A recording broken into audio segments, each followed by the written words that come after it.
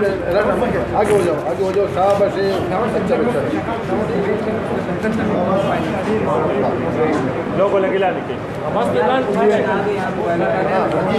बताइए आपको कैसे आना हुआ बाकी जो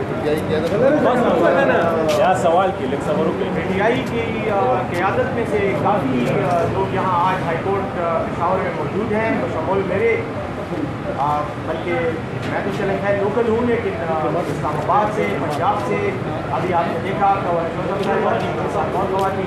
फराज साहब और साहब भी हमारे आज यहाँ जमानत कराने आए हुए हैं। ये हुकूमत ने हमारे खिलाफ एहतजाज की आड़ में बुनियाद किस्म की ट्रांजिट बेल और ओमनी बेल वगैरह के लिए यहाँ पर लोग आ रहे हैं। मेरे ख़िलाफ़ भी 6 FIRs हैं, मैं भी आया हूँ, आज पेपर्स जमा कराए हैं तो इंशाल्लाह ज़मानत मिल जाएगी। तो बहरहाल ये आपके सामने एक सबूत है उस गैर कानूनी तौर पर कानून के इस्तेमाल का, जिसके नतीजे में बेबुनियाद झेली झूठी FIRs दर्ज करके लोगों को डराया जाता है, लेकिन इनको पता है कि हम डरने वाले नहीं हैं। मेरे साहब अगले अमल क्या है? शिकवैया हो रही है, इख्तिलाफात भी है, आगे जो धरना जारी करने का कहा तो जाता है, लेकिन अब धरना करेंगे कैसे, किस तरह जाएंगे इस्लामाबाद? कोई लाएअमल तैयार की जा रही है क्या? और मरकज़ी ओहदे से भी कुछ भी हो रही है पार्टी में? देखें, जहाँ तक एहतजाज का ताल्लुक़ है, आपने धरने का कहा, धरना, जुलूस, मुज़ाहिरा, जलसा, ये सब एहतजाजी तहरीक के मुख्तलिफ़ मराहल और हिस्से होते हैं। तो हमने जुलूस भी निकाले, हमने एहतजाजी मार्च भी किए, हमने धरने भी दिए, आइंदा भी देंगे। तहरीक हमारी जारी है और ये तहरीक उस वक्त तक जारी रहेगी जब तक इस जेली, गैर कानूनी, गैर आइनी, बेशरम हुकूमत का ख़ात्मा नहीं हो जाता। क्या समझते हैं कि एक फिर इस्लामाबाद जाएंगे? अब जैसे मैं कह रहा हूँ कि इस्लामाबाद जाना, एहतजाज करना, कहीं किसी तरफ भी जाना, ये हर पाकिस्तानी शहरी का आइनी और जमहूरी हक़ है। हमने वो हक़ इस्तेमाल पहले भी किया है, आइंदा भी करते रहेंगे। हमारी तहरीक जारी है, तहरीक अभी ख़त्म नहीं हुई। रह गई बात किसी खसूसी एक्टिविटी की, किसी एक मरहले की, तो वो ख़त्म होता है, उसके बाद दूसरा शुरू होता है। इमरान खान साहब ने कल अपने बयान में क्लियरली कह दिया था कि हमारा एहतजाज जारी है और हम मज़ीद भी इंशाल्लाह उनकी तरफ से जो भी अहकामात आएंगे उनकी रोशनी में मज़ीद भी हम इंशाल्लाह अपनी सरगर्मी रहेंगे।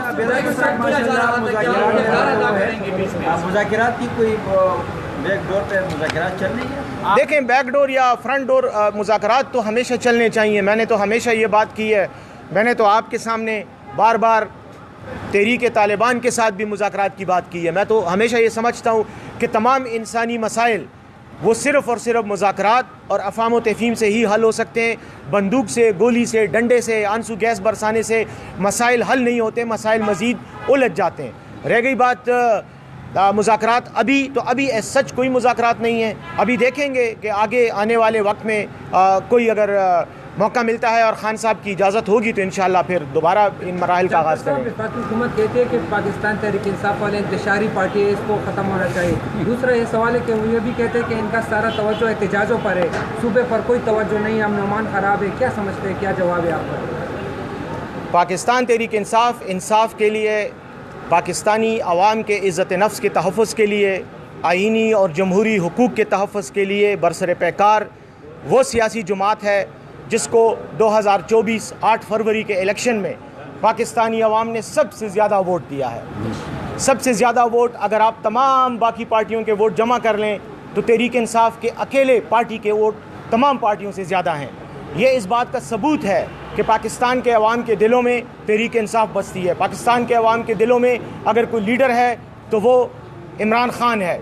रह गई बात खैबर पुख्तनख्वा की, तो मेरे ख़्याल में यहाँ तो मुझे कुछ कहने की ज़रूरत ही नहीं है। यहाँ तो आप असम्बली में हमारे मेंबरान की तादाद से ही अंदाज़ा लगा सकते हैं कि अगर आज खैबर पुख्तनख्वा का कोई लीडर है तो वो इमरान खान है। आज अगर खैबर पुख्तनख्वा और पाकिस्तान के तूल अर्ज़ में फैले हुए पख्तूनों का कोई लीडर है तो वो भी इमरान खान है, इसलिए कि इमरान खान को उन्होंने अपना लीडर तस्लीम करते हुए उसे वोट दिया। अब रह गई बात इसकी कि हमें इंतशारी पार्टी कहा जाता है, तो जाहिर है कि जो लोग इनके जेली, गैर कानूनी, गैर आइनी, गैर जमहूरी, गैर इखलाकी इक़्तिदार को, हुकूमत के तख्त पे कब्ज़े को चैलेंज करते हैं, उस पर दावा करते हैं कि आप गलत हो, तो उनको ये इंतशारी ही कहेंगे।